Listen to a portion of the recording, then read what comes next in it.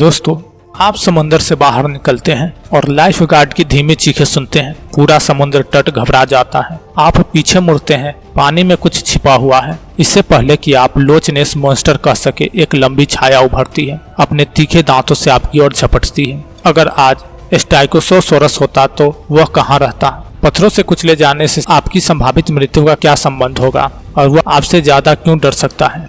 दोस्तों, क्या होगा यदि स्टाइकोसोरस आज के समय में जीवित हो? तो चलिए जानते हैं आज के इस वीडियो में इसी के बारे में। हेलो दोस्तों, मेरा नाम है सूरज और स्वागत है आपका मिस्टर इंडियन रिसर्चर के एक नए एपिसोड में।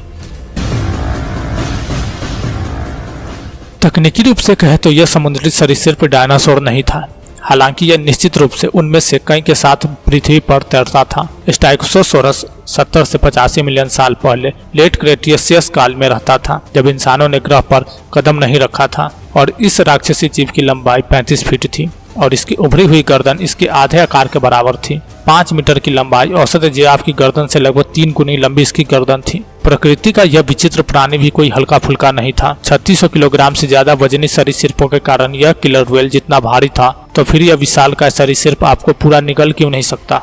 वैज्ञानिकों को इस प्राचीन विशालकाय जीव के जीवाश्म अफगानिस्तान और साउथ डकोटा में मिले हैं।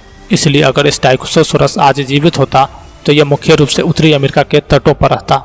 लेकिन यह संभावना नहीं है कि आप इस जानवर को उसके पूरे आकार में देख पाएंगे। आप सिर्फ उनका सिर और उनकी लंबी गर्दन का एक बड़ा हिस्सा ही देख पाएंगे जो पानी से बाहर निकला हुआ है। ऐसा इसलिए क्योंकि स्टाइकोसोरस अपने बड़े कछुए जैसे शरीर को सबसे गहरे और गहरे पानी में दबा देता है, जिससे वह वास्तव में जितना बड़ा है उससे कहीं ज्यादा छोटा दिखाई देता था।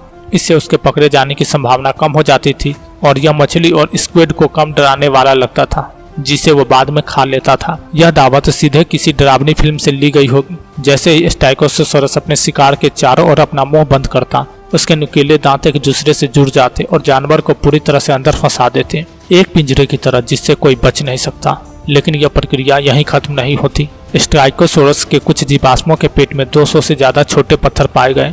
ये पत्थर गिट्टी के रूप में काम करते थे, जिससे इस प्रागैतिहासिक जीव को समुद्र तल के करीब ढूंढने में मदद मिली। लेकिन यह अधिक संभावना है कि चट्टानों ने पाचन में सहायता की, जबकि स्टाइकोसोरस के दांत फिसलन वाले शिकार को पकड़ने के लिए विकसित हुए थे। वे मांस को काटने में विशेष रूप से प्रभावी नहीं थे, इसलिए वह विशालकाय जानवर अपने जीवित शिकार को पूरा निगल जाता था।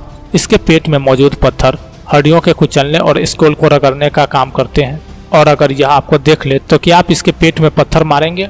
खैर, औसत स्टाइकोसोरस का सिर लगभग 50 सेंटीमीटर यानी कि 1.6 फीट लंबा होता है, जिसमें लगभग 30 सेंटीमीटर यानी 1 फीट लंबाई होगी।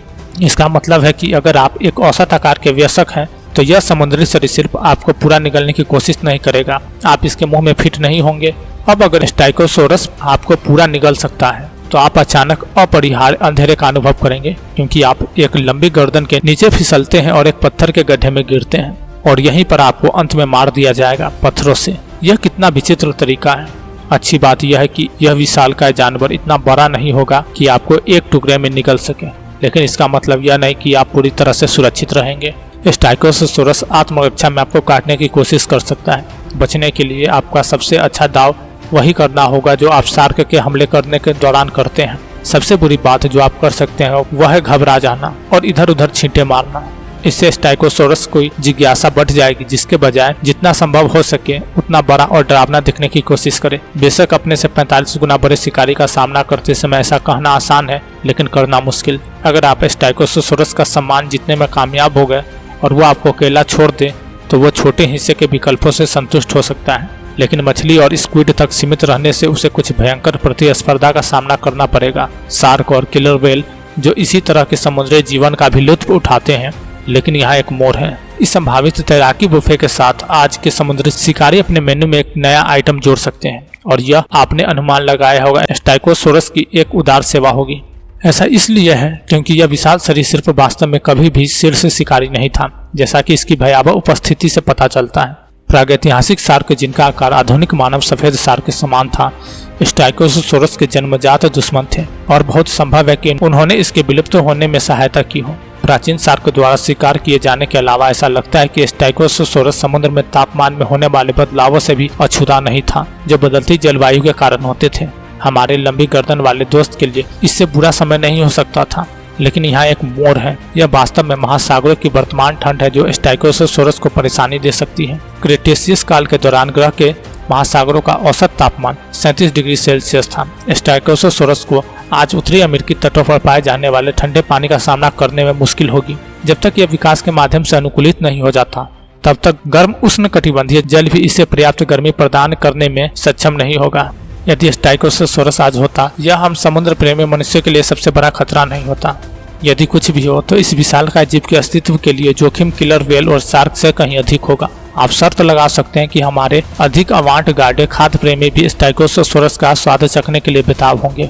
चूंकि यह एक सरीसृप है, इसलिए संभावना है कि इसमें इगुआना का मीठा और रसदार स्वाद होगा। साथ ही इसकी पसंदीदा समुद्री जीवन की मछली जैसी बनावट होगी। सरीसृप खाने से होने वाले परजीवी यह वास्तव में वायरस और साल्मोनेला के जोखिम को अलग रखे तो यह वास्तव में स्वादिष्ट लगता है, जिससे मुझे आश्चर्य होता है। क्या होगा अगर हम भोजन के लिए डायनासोर पालते? मैं अकेला नहीं हूँ जो दिलोफोसोरस स्टार्टर के लिए तरस रहा हूँ। तो दोस्तों, आज का वीडियो आप लोग कैसा लगा कमेंट कर बताएं और इसे मजेदार वीडियो के लिए लाइक शेयर और सब्सक्राइब करना ना भूलें। मिलता है अगले वीडियो में।